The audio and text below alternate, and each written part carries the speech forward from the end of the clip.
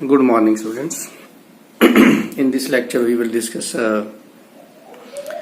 determination of order of reaction. There are total 5 methods for the determination of order of reaction. Number 1 is graphical method. That is just a hit and trial method. It's not a good method, you can say. Second is a Ostwald isolation method. Third is initial rate method. Fourth, integrated rate law method, and last is a half-life method. So out of these 5, this integration rate method, that is important. Generally questions are asked in JEE Main and NEET from this method, initial rate method. And integration rate method, that we already discussed, that we drive the rate law equations for zero order, first order, second order. So वो integration में आता है. Half life में हम एक नया formula drive करेंगे. तो शुरू करते हैं फर्स्ट से. That is graphical method to determine the rate, because order of reaction that is a experimental part, we can say. It is either it is given in the problem or we have to calculate. So graphical method is only used when there is one reactant. First point is only used when there is only one reactant. Like if we have a change into product. So for this we can write a rate K A N. N is your order. So what steps are to be followed to find the order? First step is the concentration of reactant is measured. Number 1 is concentration of reactant is measured at different time intervals. At different time. तो पहले हम सभी reactant की concentration अलग अलग time पे calculate कर लेंगे बाय एम्प्लॉइंग सम सूटेबल मेथड. कोई भी मेथड हम यूज करेंगे. उसके बाद क्या करेंगे, स्टेप 2 में plotting a graph between concentration and time. Concentration and time के बीच में हम ग्राफ प्लॉट कर लेंगे. ऐसे टाइम था और इधर है कंसंट्रेशन ऑफ रिएक्टेंट. ये आपका ऐसे आ जाएगा. Then third step is find instantaneous rate by plotting a tangent. यहाँ पे टेंजेंट ड्रॉ किया, ऐसे करके हम इससे इंस्टेंटेनियस रेट जो है वो कैलकुलेट कर लेंगे. सो इंस्टेंटेनियस रेट कैलकुलेट करने के बाद हम क्या करेंगे, ग्राफ प्लॉट करेंगे instantaneous rate versus concentration of are.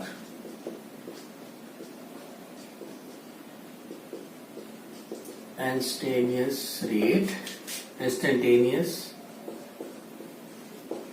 Rate versus concentration of A. Okay, A के अगेंस्ट. इसमें क्या है कि आपको कैसे पता चलेगा order, if straight line is obtained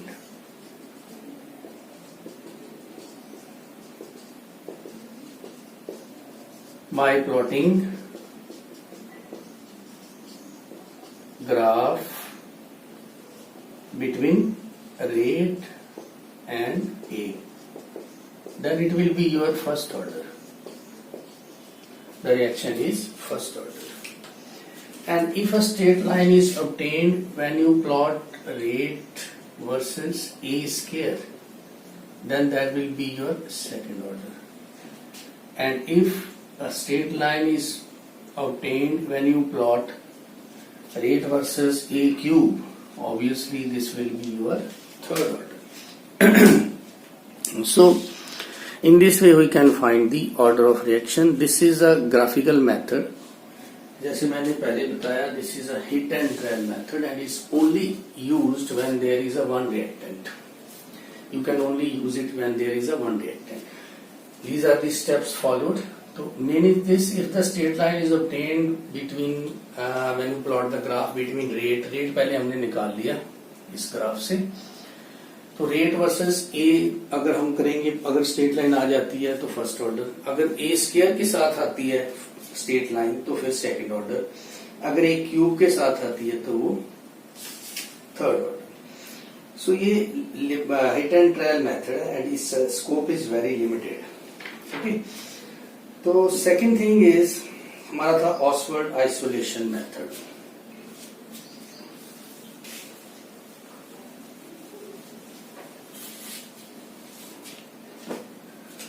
number 2 is Ostwald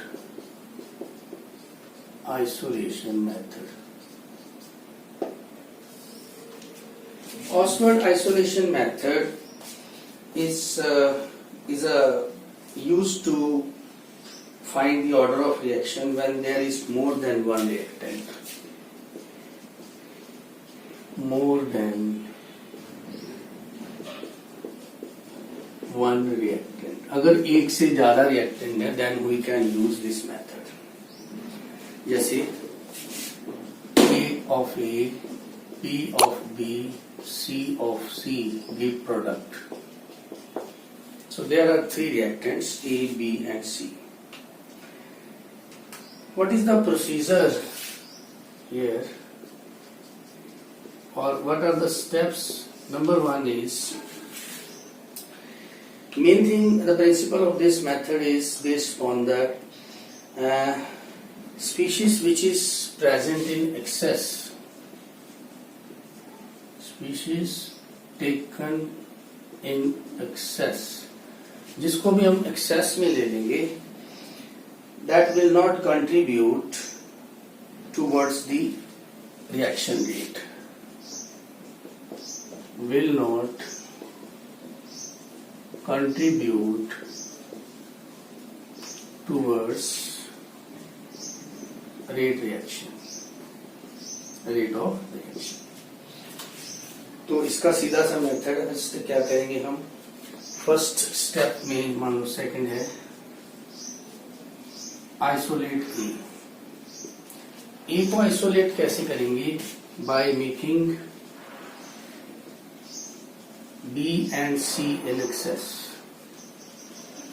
B और C को एक्सेस में ले लो, A आइसोलेट हो जाएगी. अब जो रेट ऑफ रिएक्शन है वो B और C पे डिपेंड नहीं करेगी, सिर्फ A पे करेगी. And order with respect to A वो हमने निकाल लिया CN1. नेक्स्ट स्टेप में क्या करना है, आइसोलेट B. अब B को आइसोलेट कर लो. क्या करेंगे उसमें, bye making A and C in excess. A और C को एक्सेस में ले लो तो पूरी rate of reaction B pay ही डिपेंड करेगी, बिकॉज जो एक्सेस में होता है दैट विल नॉट कंट्रीब्यूट. तो order with respect to B, that is say N2. Similarly isolate C कैसे आइसोलेट करेंगे, by making A and B excess. Okay, easy है मेथड. तो ऑर्डर आ जाएगा हमारा with respect to C suppose N3. तो overall order जो है वो हम यहां से फाइंड कर सकते हैं, N1, N2, N3. So this is your overall order. So this is a method just like a graphical method. You can say in this case we isolate one reactant. Isolate का मतलब है एक reactant ऐसा जिस पे rate of reaction जो है वो डिपेंड करेगी. तो वो आइसोलेशन करते कैसे हैं, जिसका रिएक्टेंट की कंसंट्रेशन हमने एक्सेस में ले ली वो फिर कंट्रीब्यूट नहीं करेगा टुवर्ड्स रेट ऑफ रिएक्शन. तो A, B, C 3 है, B और C को हमने एक्सेस में ले लिया. इसका मतलब अब जो रेट ऑफ रिएक्शन है वो सिर्फ A पे डिपेंड करेगी. वो कैसे डिपेंड करेगी वो हम एक्सपेरिमेंटली ग्राफिकल मेथड से वैसे ही निकालेंगे जैसे प्रीवियस मेथड था. B और C को एक्सेस में ले लिया, तो now rate of reaction only depends upon A. तो how to calculate, how it depends, we will use the graphical method here and find the order. Then next experiment में we will isolate B by making A and C in excess. तो A and C को excess में ले लिया, तो B का order कैसे निकालेंगे? Again by using graphical method, and at the end we will add up these orders to get the overall order of the reaction. So ये था हमारा second Oswald dilution method.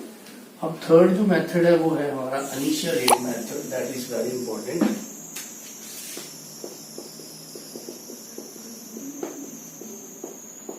Initial rate method.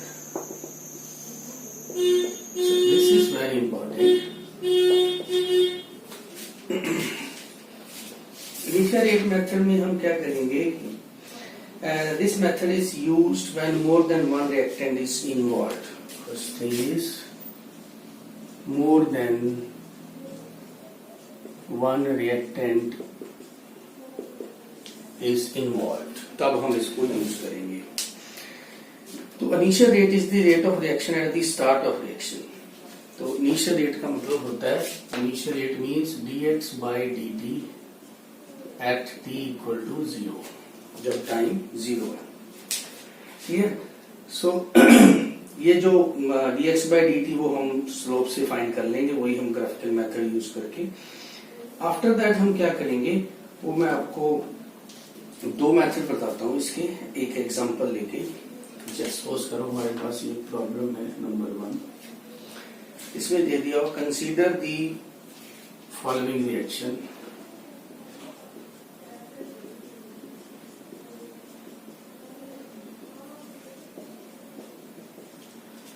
A plus B to form product.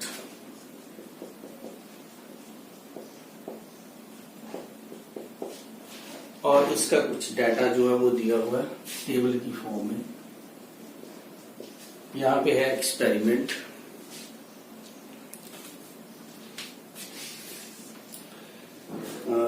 Initial concentration,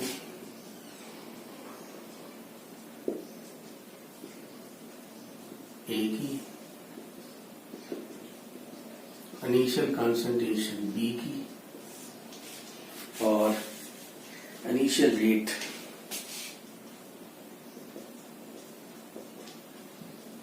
moles per litre पर second में दिया है. तो ये आपको बॉक्स दिया हुआ है. 3 एक्सपेरिमेंट है इसमें, 1, 2 and 3.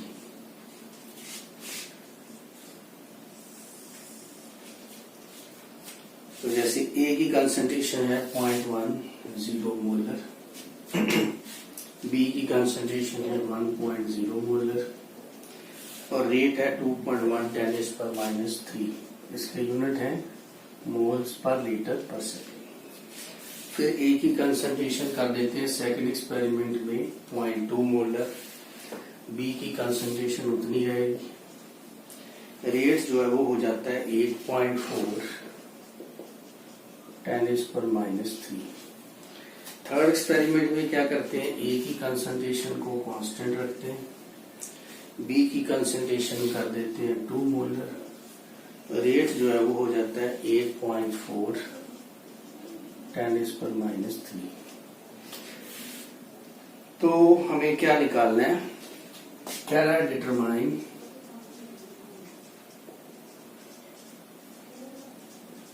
Order of reaction with respect to A, with respect to B and overall. ये एक्सपेरिमेंट, इसमें हम इनिशियल रेट मेथड जो है वो यूज करेंगे.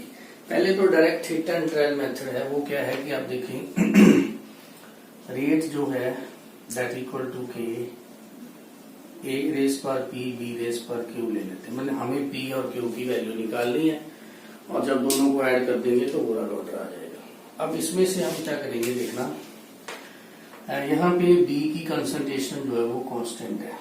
सो फर्स्ट हम करेंगे कंपेयर एक्सपेरिमेंट 1 एंड 2. तो B तो है कांस्टेंट, और A की कंसंट्रेशन जो है वो हो रही है, देखना यहाँ पे डबल.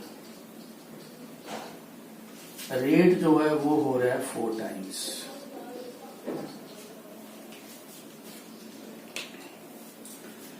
तो ये फार्मूला डायरेक्ट शॉर्टकट में था, रेट हो रहा है 4 टाइम, कंसंट्रेशन हो रही है डबल रेस पर एन, तो ऑर्डर कितना आ जाएगा हमारा 2। तो कंसंट्रेशन ऑफ ए जब हम डबल करते हैं, रेट जो है वो 4 टाइम बढ़ गई, इसका मतलब ऑर्डर हो गया 2। तो with respect to A means P की वैल्यू हमारे पास आ गई 2। अब हम कंपेयर करेंगे ये दोनों, है ना, कंपेयर एक्सपेरिमेंट 2 and 3। 2 and 3 में ए कांस्टेंट, कंसंट्रेशन ऑफ ए जो है वो है कांस्टेंट, बी की कंसंट्रेशन हो रही है डबल, बी की कंसंट्रेशन हो रही है डबल, रेट चेंज नहीं हो रहा, नो रेट चेंज। इसका मतलब है बी की कंसंट्रेशन पे रेट डिपेंड ही नहीं करती। It means with respect to B order क्या होगा, so order with respect to B is 0। तो आपकी क्यू की वैल्यू आ जाती है 0।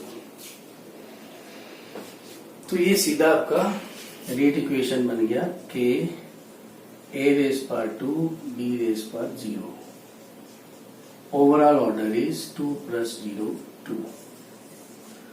This is the one method to calculate the order of reaction from the given data। ये आपका एक मेथड हो गया। अब सिस्टमेटिकली एक मेथड इसमें और भी आएगा। ये तो आपने हिट एंड डायरेक्ट देख लिया कि इसकी कंसंट्रेशन कांस्टेंट है, इसकी डबल हो रही है, वो 4 टाइम बढ़ रहा है, तो ये रिलेशन लगा दिया। अब एक और मेथड भी है इसी को सॉल्व करने का। उसमें क्या करेंगे, हम रेट इक्वेशन में वैल्यूज पुट करेंगे। सो सेकेंड मेथड में है, हम लिखते हैं फ्रॉम इक्वेशन 1 and 2। पहले हम रेट लिख लिया, rate is equal to k A raise पर पी बी रेस पर Q. We have to find the value of P and Q. तो हम रेट 2 रेट 1 से कंपेयर करते हैं। ऊपर क्या आ जाएगा, k concentration of A, what is A for one second experiment is 0.2, 0.2 raise पर पी, 1 रेस पर Q divide by equal to 8.4 10⁻³ okay. Value put कर दी ए और बी की। सेकंड एक्सपेरिमेंट R2 के लिए ए है 0.2, बी है 1। ऐसे ही फर्स्ट एक्सपेरिमेंट के लिए ए है 0.1, के तो आई गई 0.1 की पावर पी और 1.0 की पावर क्यू। अच्छा ये कितना है, ये है 2.1 10⁻³ ओके। के से के कट जाएगा, ये पूरा कट गया, ये कट जाएगा, यहां आ जाएगा 2 और इसको काटेंगे, यहां आ जाएगा 4। तो ये ओवरऑल क्या बन गया हमारा, 2 रेस पर पी इक्वल टू 4। तो पी कितना हो गया 2। तो पी की वैल्यू यहां पे मैं लिख देता हूं, दैट इज 2। अब ऐसे ही क्यू निकालेंगे। क्यू के लिए क्या करेंगे, 3 और 2 दोनों को कंपेयर करेंगे। तो हम लिखते हैं R3 by R2 के 3 के लिए 0.2 कंसंट्रेशन 0.2 रेस पर P 2 raise Q, concentration of 0.2 P concentration 1 Q equal to 8.4 10⁻³, 8.4 10⁻³ ठीक है। इक्वेशन बना लेनी है हमें। तो अब इस इक्वेशन में देखिए के कट गया, पी वाला पार्ट कट गया, ये वाला पार्ट 1 आ गया और ये वाला कट के यहाँ पे आ गया 2। तो ये बन गया 2 रेस पर क्यू इक्वल टू 1। तो यहां से क्यू कितना आएगा भाई, क्यू इक्वल टू 0। तो इस इक्वेशन में आप पुट कर दीजिए, क्या बन गया ये, रेट इक्वल टू के a raised power 2, b raised power 0. So this is another method to find the order of reaction. Order with respect to a is 2, order with respect to b is 0. So दो method है, आप hit and trial direct भी कर सकते हो और equation में करोगे तो कोई गड़बड़ होने के चांस नहीं है. So second problem, for a chemical reaction A plus 2B to form 2C plus D. The data is given. There are 4 experiments, 1, 2, 3, 4. Initial concentration of A, B and rate is given. We have to find, there are 4 parts. First is calculate order of reaction with respect to A and B. Second is write expression for rate law. Third is calculate the value of rate constant, that is K. And last is to write the expression for the rate of reaction in terms of A and C. So for this we will use the method जो हमने second use किया था. Direct भी कर सकते हैं क्योंकि इसमें देखिए आप कंसंट्रेशन ऑफ बी कांस्टेंट है, ए की कंसंट्रेशन जो है वो डबल हो रही है. तो ए की कंसंट्रेशन डबल होने से रेट जो है वो 4 टाइम्स इंक्रीज हो रहा है. इसको 4 से मल्टीप्लाई करोगे तो ये आ जाएगा. इसका मतलब with respect to A order 2 आ जाता है. ए कांस्टेंट जो है वो है ए फर्स्ट एंड थर्ड में या सेकंड एंड फोर्थ में, किसी को भी ले लो. फर्स्ट एंड सेकंड में आप लोगे ए कांस्टेंट है, इसमें डबल हो रहा है, ये डबल हो रहा है तो ये भी डबल हो रहा है, तो रेट जो है वो 1 आ जाएगा. ये तो डायरेक्ट मेथड हो गया. अब इसमें कैलकुलेशन में कहीं गड़बड़ ना हो जाए उसके लिए हम क्या करेंगे, पहले हम इक्वेशन लेंगे, dividing equation 2 by 1. So divide equation 2 by 1. This is 2, तो आपका रेट 2 by रेट 1 के. 2 की वैल्यूज हैं, पहले आपने इक्वेशन ले लेनी है. k is equal to a raise पर p, b रेज पर q. p और q की वैल्यू हमें निकालनी है. तो सेकंड को फॉलो करेंगे. 0.60 की पावर p, 0.30 की पावर q डिवाइड. फर्स्ट में है 0.3 की पावर p और 0.30 की पावर q इक्वल टू, ऊपर आ जाएगा 0.384, नीचे आ जाएगा 0.096. k कैंसिल हो जाता है, ये पूरा q भी कैंसिल हो गया. यहाँ पे आ जाता है 2 और यहाँ पे आ जाता है 4. तो ये बन गया 2 raise power p equal to 4. तो p की वैल्यू आ गई हमारी 2. So order with respect to a, that is 2. Now next, dividing equation 3 by 1. Divide equation 3 by 1. तो you write R3 upon R1.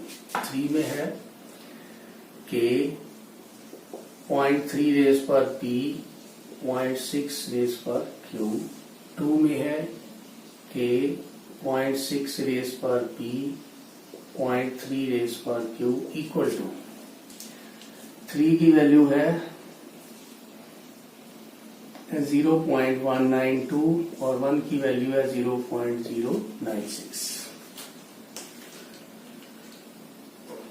Sorry ये 1 में 0.3 है, यहाँ 0.3 रेज P, 0.3 रेज पर Q. सो नाउ K से K कैंसिल, ये भी पूरा कैंसिल. यहाँ आ जाएगा 2, यहाँ आ जाएगा 2. तो मीन्स 2 रेज पर Q इक्वल टू 2. तो Q आ गया हमारा 1. अब इस इक्वेशन के अंदर हम वैल्यूज पुट कर देंगे तो rate become equal to K, A raise पर 2, B रेज पर 1.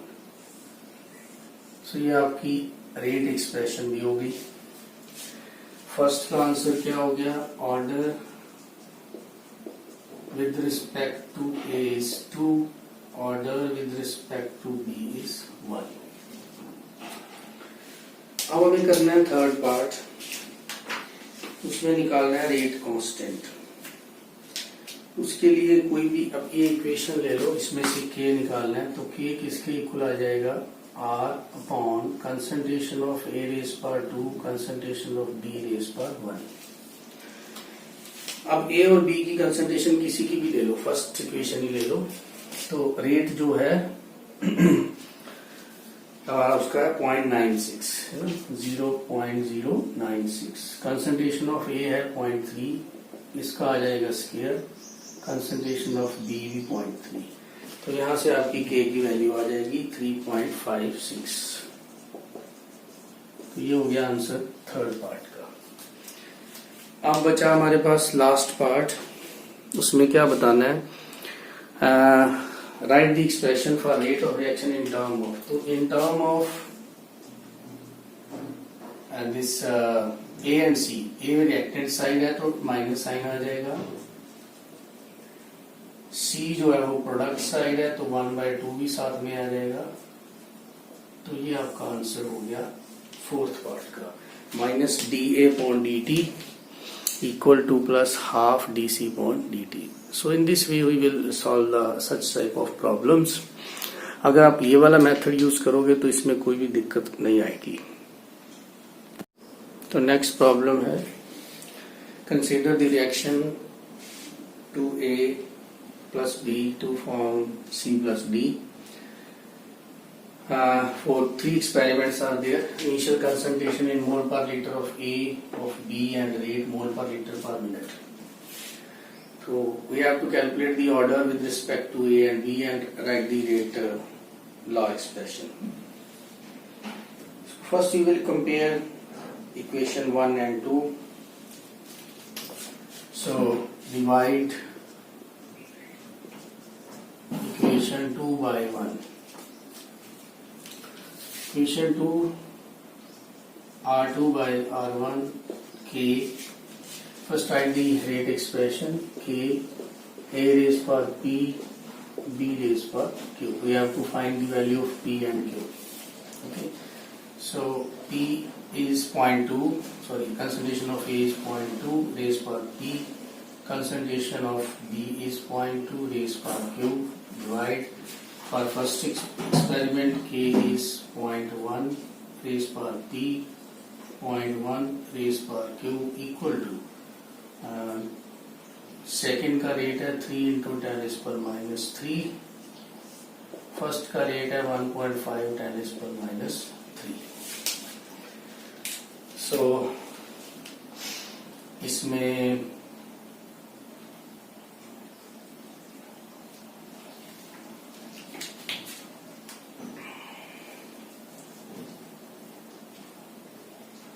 पहले हम डिवाइड 3/2 करेंगे, 3/2 जिसमें एक कांस्टेंट कॉमन हो, यहाँ से इसमें कोई कॉमन नहीं है तो इसलिए ये बाद में कर लेंगे। पहले हम करते हैं डिवाइड 3/2, क्योंकि इसमें ये कॉमन है तो हमारे पास जो है Q की वैल्यू यहाँ से आ जाएगी, फिर इसमें कर देंगे पुट। तो like R3/R2 K, for 3 it is 0.2 raised per P and 0.4 raised per Q. For 2 it is 0.2 raised per P and 0.2 raised per Q equal to 3 का रेट है 6.0 10 raised per minus 3 और इसका रेट है 3.0 10 raised per minus 3।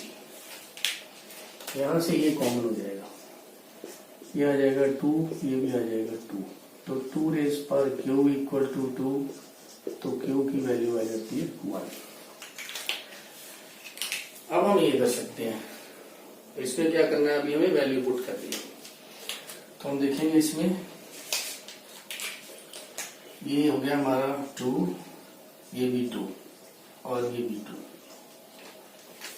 तो ये overall क्या बना, K से K कट गया, तो 2 रेज पर P, 2 रेज पर Q इक्वल टू 2। ओके, तो Q की वैल्यू है 1, तो 2 रेज पर p इंटू 1 पुट किया तो 2। इसका मतलब p कितना होना चाहिए, p0। p0 होगा तो ये 2 इक्वल हो जाएगी। इट मीन्स आपका जो ऑर्डर है, रेट एक्सप्रेशन क्या बन गया, rate equal to k a raise पर 0 b रेज पर 1। So this 1. So a raised per 0, b raised per 1. So order with respect to a is 0, with respect to b is 1. And rate expression is r k a raised per 0, b raised per 1. So next fourth is integrated rate law method. Integrated rate law method is based upon these integrated equations. For zero order, these we already derived in the previous lecture. For zero order, the k is x by t, or you can say a naught minus a. A naught is initial concentration, a is concentration at time t by t. For first order, that's very important. This is the rate law expression, and for second order, this is the rate law expression that we already derived. So when you when you have a data of any reaction that we have a concentration of a at t time t, and you just put the value in this equation. If a straight line is obtained, if we put a value in this iteration, suppose we have a data and we put a value in this, and value of k comes out to be constant every time at various concentration. E is continuously changing. When k become constant, when you put the data in this equation and k comes out to be constant, it means your order is 0. If you are keep on putting the value of a naught and at in this equation, and k comes out to be constant, it means the order of reaction is 1. अगर आप value put कर रहे हो इसमें x की, और x is amount of reactant which is reacted to form product, A is initial concentration, तो अलग अलग टाइम पे अलग अलग कंसंट्रेशन आएगी। जब टाइम चेंज होगा A भी चेंज होगी, A माइनस एक्स भी चेंज होगी। तो आप इसमें वैल्यू पुट करते जाओ। अगर आपका k कांस्टेंट आ रहा है तो इसका मतलब आपकी ऑर्डर ऑफ रिएक्शन 1 है, नहीं आ रहा तो 1 नहीं है। इसमें पुट करने से k कांस्टेंट आ रहा है तो इसका मतलब ऑर्डर 2 है। इसमें पुट करने से k कांस्टेंट आ रहा है तो इसका मतलब आपका ऑर्डर 0 है। So this is a method called integrated rate law method for the determination of order of reaction. This is totally based on the integrated rate equation. Last is half life method. Half life is the time in which the rate of reaction that remains half. For zero order reaction, for zero order, T half is directly proportional to initial concentration.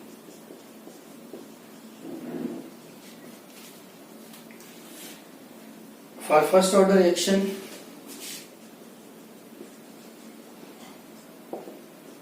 T half is independent,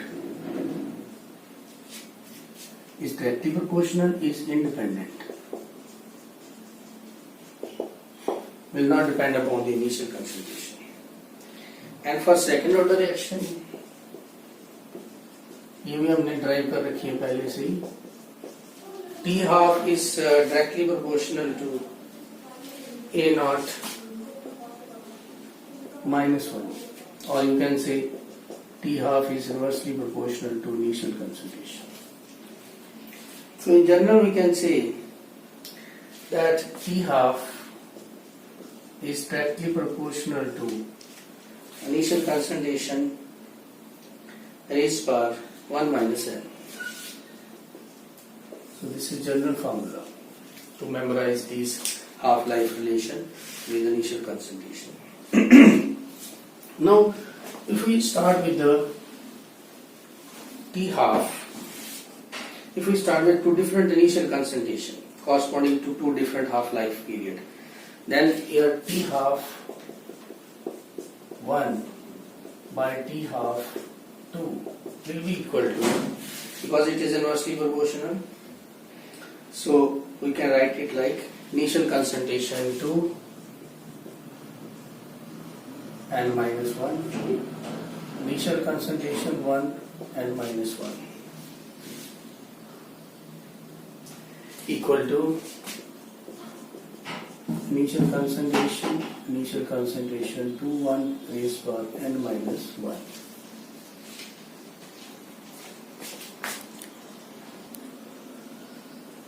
So this n minus 1. Now take the log both sides.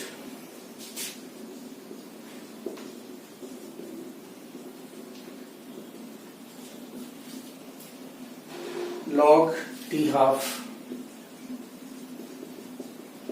1 minus log t half 2 equal to यह आ जाएगा आपका n minus 1 आ गया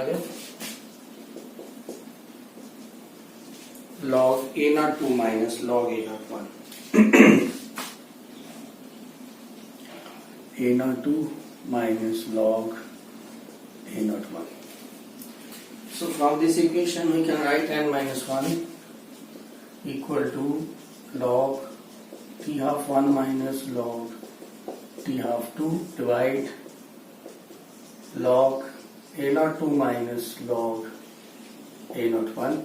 So what is n? You can write it 1 plus log t half 1 minus log t half 2 divided by log initial concentration of 2 minus log initial concentration of 1. So this formula can be used to find the order of reaction as n is your order of reaction.